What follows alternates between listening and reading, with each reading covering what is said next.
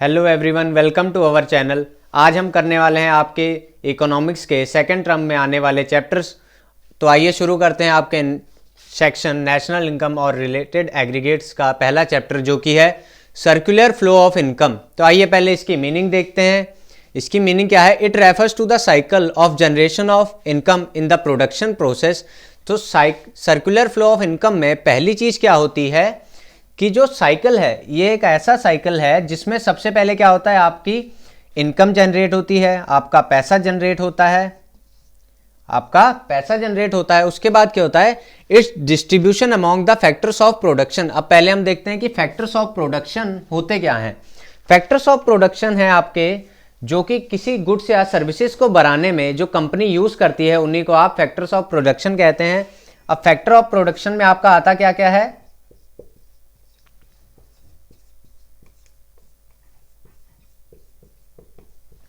Land, सबसे पहले land होनी चाहिए आपके पास। उसके बाद लेबर, किसी चीज़ को या कंपनी को चलाने के लिए लेबर जो कि आपकी प्रोडक्शन में मदद करेगी। फिर कैपिटल, पैसा होना चाहिए। और लास्ट में एंटरप्राइज, एक ऑर्गेनाइजेशन होनी चाहिए। तो आपके फैक्टर ऑफ प्रोडक्शन क्या है? ये चार चीज़ें: लैंड, ज़मीन, लेबर, कैपिटल, पैसा जो आप लगाएंगे अपने बिजनेस में, और एक एंटरप्राइज या फिर कंपनी। तो इसमें क्या दिया गया है कि सर्कुलर फ्लो ऑफ इनकम क्या है? एक ऐसा साइकिल है जिसमें पहले इनकम जनरेट होती है, और जो इनकम जनरेट होती है उसे बांटा जाता है किसके बीच में? लैंड, लेबर, कैपिटल और एंटरप्राइज के बीच में। अब इसे कैसे बांटा जाएगा इसको बताते हैं हम। लैंड को आप क्या पे करोगे? ऑलवेज लैंड पे आप ऑलवेज पे करोगे रेंट, जमीन, या फिर जब भी आप किसी जगह पे रहते हैं तो उसका आप क्या करते हैं? रेंट पे करते हैं। लेबर को आप क्या पे करते हैं? वेजेस। लेबर को वेजेस के फॉर्म में पेमेंट की जाती है। और कैपिटल या फिर जो भी आप पैसा उठाते हैं उस पे हमेशा हम इंटरेस्ट पे करते हैं। और अगर किसी एंटरप्राइज को आपको देखना है कि उसके पास क्या गेन हो रहा है तो उसे क्या देंगे हम? प्रॉफिट। तो सर्कुलर फ्लो ऑफ इनकम क्या है? एक ऐसा सर्कल है जिनमें पहले इनकम जनरेट होती है, फिर उस इनकम को फैक्टर ऑफ प्रोडक्शन के बीच में बांट दिया जाता है। फैक्टर ऑफ प्रोडक्शन क्या है हमारे पास? लैंड, लेबर, कैपिटल और एंटरप्राइज। अब उनको पैसा किस फॉर्म में दिया जाता है? लैंड को दिया जाता है रेंट, लेबर को वेजेस, कैपिटल को इंटरेस्ट और एंटरप्राइज को प्रॉफिट, जो भी कंपनी को प्रॉफिट होता है। उसके बाद देखते हैं, and finally it's circulation from household to firm in the form of consumption expenditure on goods and services produced by the firm. इसको आप सिंपल लैंग्वेज में समझें तो जो भी इनकम आपकी सर्कुलर फ्लो में जनरेट हुई, यहां पर आपकी इनकम जनरेट हुई, उसे फैक्टर्स ऑफ प्रोडक्शन के बीच में बांटा गया। और फैक्टर्स ऑफ प्रोडक्शन में कौन कौन आता है? रेंट, वेजेस, इंटरेस्ट या प्रॉफिट किसको मिलेगा? जो भी उसमें काम कर रहे हैं, जैसे कि लेबर या वर्कर जो भी काम कर रहे हैं उन्हें तनख्वाह मिली, जिसका लैंड है लैंड के ओनर को रेंट मिला, जिसने कैपिटल आपको दिया है उसको इंटरेस्ट मिला, या फिर जो कंपनी चला रहा है उनको प्रॉफिट मिला। तो उनके पास जब पैसा आता है तो वह उस पैसे को फिर से कहां खर्च करते हैं? Consumption expenditure. कोई भी सामान या कुछ भी आपने मार्केट से लेना है अपनी जरूरतों को पूरा करने के लिए, तो वो आपका हो गया कंजम्पशन एक्सपेंडिचर। किसके ऊपर? On goods and services. जो भी गुड्स एंड सर्विसेज जो भी आप कंज्यूम करते हैं उन पर जो भी खर्चा आता है वो उसे कंजम्पशन एक्सपेंडिचर कहते हैं। अब गुड्स एंड सर्विसेज कौन बनाता है? फिर से एक कंपनी या ऑर्गेनाइजेशन। और कंपनी या ऑर्गेनाइजेशन ये सब किसकी मदद से बनाती है? फैक्टर ऑफ प्रोडक्शन की मदद से। तो ये एक क्या है? कंप्लीट सर्कल, जो कि इनकम के जनरेट होने से शुरू होता है। फिर उससे हम आते हैं इनकम जनरेट होने के बाद, जिसकी मदद से, जिन चीजों की मदद से, जिन फैक्टर्स की मदद से हमने उन्हें बनाया है, उन्हें पेमेंट की जाती है। उन पेमेंट में कौन आता है? हाउस होल्ड, जो आम जनता है, जो उसमें अपना लगन देती है, अपना काम और मेहनत देती है, अपने एफर्ट्स देती है, उनको पे किया जाता है। और वही लोग बाद में जो फर्म द्वारा बनाए गए गुड्स हैं उनको क्या करते हैं? कंज्यूम करते हैं, उन पे खर्चा करते हैं, और ये सर्कल ऐसे ही चलता रहता है। तो यही है आपका सर्कुलर फ्लो ऑफ इनकम। अब हम देखेंगे phases of circular flow of income. अब हम करेंगे phases of circular flow of income. अब ये फेजेस का जो सर्कल है, इसे समझने से आपको सर्कुलर फ्लो ऑफ इनकम की डेफिनेशन या मीनिंग समझने में बहुत ईज होगा। तो फेजेस तीन कौन से हैं सर्कुलर फ्लो ऑफ इनकम में? पहला फेज है जनरेशन फेज, दूसरा है डिस्ट्रीब्यूशन फेज और तीसरा है डिस्पोजिशन फेज। तो आइए पहले देखते हैं तीनों को और शुरू करते हैं जनरेशन फेज से, जिसे हम प्रोडक्शन फेज भी कहते हैं। अब प्रोडक्शन फेज क्या है, इसमें क्या है कि जो भी कंपनी है वो क्या करती है, गुड्स एंड सर्विसेज को प्रोड्यूस करती है, गुड्स एंड सर्विसेज को प्रोड्यूस करती है, या फिर कह सकते हैं कि जनरेशन फेज में गुड्स और सर्विसेज प्रोड्यूस होती हैं किसकी मदद से, फैक्टर सर्विसेज या फिर फैक्टर्स ऑफ प्रोडक्शन की मदद से गुड्स और सर्विसेज को प्रोड्यूस किया जाता है। अब हमने पढ़ा था कि फैक्टर ऑफ प्रोडक्शन क्या होते हैं, जो कि है land, labour, capital and enterprise. तो पहले फेज में क्या होता है, आपके जनरेशन फेज में गुड्स एंड सर्विसेज प्रोड्यूस करती है कंपनी किसकी मदद से, फैक्टर सर्विसेज या फैक्टर ऑफ प्रोडक्शन की मदद से। फैक्टर ऑफ प्रोडक्शन क्या है, आपके पास सबसे पहले लैंड होनी चाहिए, फिर कंपनी में काम करने के लिए लेबर होनी चाहिए, उसके बाद आपके पास कैपिटल यानी पैसा होना चाहिए कंपनी में लगाने के लिए, और एंटरप्राइज एक कंपनी भी होनी चाहिए। तो सबसे पहले जनरेशन फेज में गुड्स एंड सर्विसेज प्रोड्यूस की जाती हैं, और फिर सेकेंड फेज पे हम आते हैं जिसको कहते हैं डिस्ट्रीब्यूशन फेज। डिस्ट्रीब्यूशन फेज में क्या होता है कि जो भी इनकम या गुड्स एंड सर्विसेज से प्रोड्यूस हुई है उसे हम फैक्टर ऑफ प्रोडक्शन के बीच में बांट देते हैं, किस फॉर्म में, रेंट, वेजेस, इंटरेस्ट और प्रॉफिट के फॉर्म में।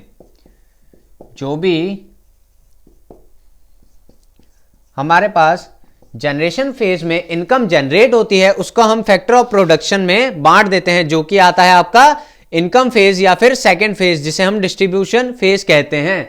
उसके बाद हम आते हैं लास्ट में, जो कि है डिस्पोजिशन फेज। डिस्पोजिशन फेज में क्या होता है, जब हाउस होल्ड, जब इन सब सेक्टर्स के पास पैसा आ जाता है तो वह उसी पैसे को गुड्स एंड सर्विसेज लेने के लिए खर्च करते हैं या फिर कंज्यूम करते हैं गुड्स और सर्विसेज का आनंद लेने के लिए। और जब ये पैसा खर्च करेंगे गुड्स एंड सर्विसेज के लिए तो वो पैसा किसके पास जाएगा, अपने आप प्रोडक्शन फेज के पास या कंपनी जो उसे प्रोड्यूस कर रही है। तब प्रोडक्शन कंपनी के पास पैसा कहां से आया, जब लोगों ने खर्च किया। अब लोगों के पास कब पैसा आया, जब उन्होंने काम किया। अब वो काम कहां से कर रहे हैं और उनको जो पैसा दे रहा है वो कौन दे रहा है, कंपनी। तो इस हिसाब से ये सर्कुलर फ्लो है जो कि चलता रहता है। सर्कुलर फ्लो ऑफ इनकम की मीनिंग समझने के बाद अब हम करेंगे स्टॉक एंड फ्लो। अब दो वेरिएबल होते हैं स्टॉक एंड फ्लो, उसमें फर्क क्या है ये आपकी पूरी इकोनॉमिक्स में आने वाला है। तो आइए पहले इनको समझते हैं। स्टॉक क्या है, stock variable refers to the variable which is measured at a particular point of time. Stock variable वह वेरिएबल है जो एक खास समय पे नापा जाता है। अब इसको एक एग्जांपल के रूप में समझते हैं। तो स्टॉक वेरिएबल कुछ नहीं है, आपके पास एक घड़ा है, उसमें अभी कितना पानी है वही आपका हो गया स्टॉक।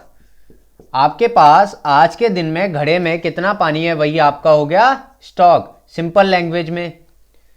तो अब देखते हैं फ्लो क्या होता है। Flow variable refers to the variable which is measured over a period of time. अब फ्लो वेरिएबल क्या है, वो वेरिएबल है जो टाइम के साथ साथ देखा जाता है या उसे नापा जाता है। अब सपोज इसी घड़े में एक छोटा सा छेद है, इसमें से पानी निकल रहा है धीरे धीरे। तो 1 घंटे में कितना पानी निकला, फिर 2 घंटे में कितना पानी निकला। तो जो पानी निकल रहा है उसे नापना 1 घंटे 2 घंटे टाइम पीरियड में, वो आपका हो गया फ्लो वेरिएबल। तो बहुत ही सिंपल है ये चीज, स्टॉक और फ्लो। स्टॉक किसी खास टाइम पे आपके पास कितनी चीज पड़ी हुई है वो आपका स्टॉक है। और जैसे कि 1 महीने, 1 हफ्ते या 1 साल में अगर आप किसी चीज को नापते हो, 1 घंटे में आपके घड़े से कितना पानी निकल रहा है, तो वो हो गया आपका फ्लो वेरिएबल। अब हम करेंगे टाइप्स ऑफ सर्कुलर फ्लो। तो टाइप्स ऑफ सर्कुलर फ्लो के 2 टाइप हैं, रियल फ्लो और मनी फ्लो। तो आइए पहले देखते हैं रियल फ्लो। तो पहले मैं आपको रियल फ्लो और मनी फ्लो में डिफरेंस बता दूं। रियल फ्लो में क्या होता है कि आपका पैसे का या मनी का कोई भी इन्वॉल्वमेंट नहीं होता, जबकि मनी फ्लो में आपका सारा इन्वॉल्वमेंट पैसे का होता है। तो आइए पहले इसकी डेफिनेशन देखते हैं। Real flow refers to the flow of factor services from households to firms and the corresponding flow of goods and services. तो रियल फ्लो में सबसे पहले क्या होता है, जो हाउस होल्ड है वो फर्म को अपनी फैक्टर सर्विसेज प्रोवाइड करता है। फैक्टर सर्विसेज किन किन फॉर्म में वो प्रोवाइड कर सकता है, लैंड, आपने जमीन दे दी कंपनी को वहां पर फैक्ट्री खड़ी करने के लिए जिससे वो प्रोडक्शन कर सकते हैं। उसके बाद लेबर के फॉर्म में आप उनको योगदान दे सकते हैं कि काम करने वाले वर्कर्स वहां पर हैं। फिर कैपिटल्स, जो कि कंपनी अपना प्रोडक्शन करेगी, उसे पहले पैसा चाहिए लगाने के लिए, तभी तो वो कुछ गुड्स या सर्विस प्रोड्यूस कर पाएगी। और उसके बाद एंटरप्राइज या फिर कंपनी, एक खुद की उन्हें कंपनी दे दी। अब क्या है, इसमें पैसा नहीं जाएगा। पहले हाउस होल्ड ने उन्हें फैक्टर सर्विसेज दी इन 4 रूप में। अब फर्म क्या है, फर्म हाउस होल्ड को पैसे के रूप में वापस नहीं कर रही अपना योगदान या जो भी उन्होंने कंट्रीब्यूशन दिया, बल्कि पैसे की जगह उन्हें वो क्या दे देती है, गुड्स और सर्विसेज। तो यही है आपका रियल फ्लो। अब हम करेंगे मनी फ्लो। जैसे कि हमने अभी बताया कि मनी फ्लो में टोटल इन्वॉल्वमेंट पैसे का होता है, जहां रियल फ्लो में पैसे का कोई भी इन्वॉल्वमेंट नहीं होता। तो आइए पहले इसकी मीनिंग देखते हैं। Money flow refers to the flow of factors payment from firms to household for their factor services and corresponding flow of consumer expenditure from household to firm for the purchase of goods and services. तो money flow में क्या होता है कि पहले जो firm है वो हाउस होल्ड को फैक्टर पेमेंट के रूप में पैसा पे करती है। उन्होंने जो भी फर्म को सर्विस दी है उसके लिए उसे पैसा पे करती है। और पैसा किस फॉर्म में पे करती है, रेंट, वेजेस, इंटरेस्ट और प्रॉफिट। अब शुरू कहां से होता है, ये फर्म से। फर्म किसे पैसा देगी, हाउस होल्ड को। क्यों, क्योंकि उसने उसे गुड्स और सर्विसेज प्रोड्यूस करने में मदद की थी। किस फॉर्म में, लैंड, लेबर, कैपिटल या फिर एंटरप्राइज के फॉर्म में। तो इसलिए फर्म उनको क्या देती है, पैसा देती है, वो भी किस फॉर्म में, रेंट, वेजेस, इंटरेस्ट और प्रॉफिट के फॉर्म में। अब फिर जब हाउस होल्ड के पास पैसा आता है तो वही पैसा, कमाया हुआ पैसा, वो फिर से फर्म द्वारा बनाए गए गुड्स और सर्विसेज पे लुटा देते हैं, या फिर गुड्स और सर्विसेज जो कि फर्म ने प्रोड्यूस की हैं उन्हीं पर वो इनकम को एक्सपेंड करते हैं। तो यही हो गया आपका मनी फ्लो। आज की वीडियो में इतना ही। हमारी वीडियो को देखने के लिए थैंक यू। और चैप्टर का बचा हुआ पोर्शन हम अगली वीडियो में कवर करेंगे। और ऐसे ही डेली वीडियोस और आपके पूरे सेकंड टर्म के सिलेबस के लिए कीजिए हमारे चैनल को सब्सक्राइब। Thank you.